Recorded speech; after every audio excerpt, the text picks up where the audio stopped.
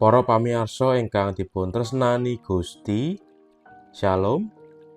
Kepareng kula Pendeta Andreas Restu Priyatama saking GKJ Pengaringan Klasis Kebumen badhe maos renungan Sabda Winedhar dinten Jemuah tanggal 21 April tahun 2026 ingkang kaparingan irah-irahan namung kabejan lan kadarman.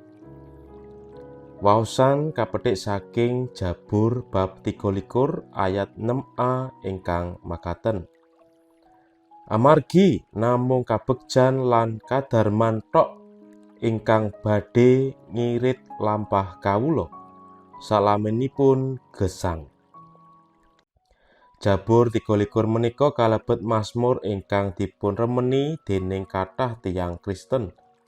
Kula boten mangertos menapa sebabipun. Menapa awit mazmur menika nélakaken kapredulenipun Gusti?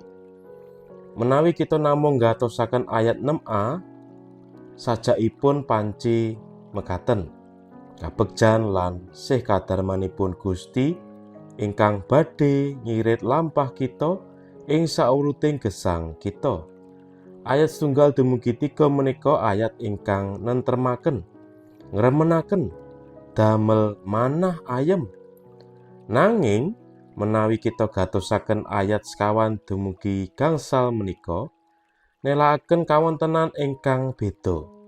Tembung jurang palimenganing pati menika nélakaken kawontenan ingkang lelawanan kalian ayat setunggal dumugi 3.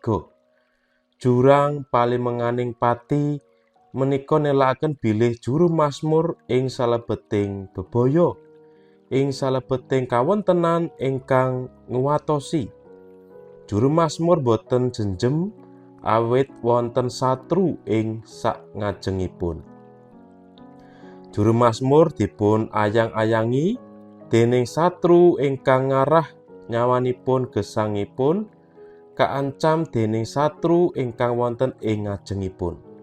Sinten satru menika panci boten dipun sebutaken, nanging cetha menika ngganggu gesangipun. Ewas manten juru mazmur ngraosaken tentrem lan ayem. Diayemake ateges dipun damel ayem.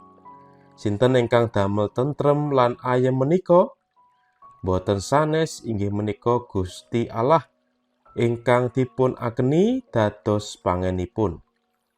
Gusti Allah ingkang jumeneng pangen menika boten negakaken wonten ingkang ganggu gesangipun, ingkang badhe nyilakani utawi dipun ancam dening satru menika. Gusti Allah sang pangen menika mitulungi lan damel tentrem.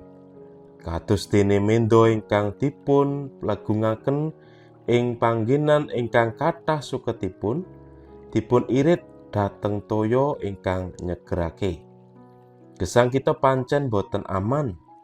Sawanci-wanci saged kemawon wonten tiyang ingkang nyatroni kita. Ingkang damel kita boten jenjem.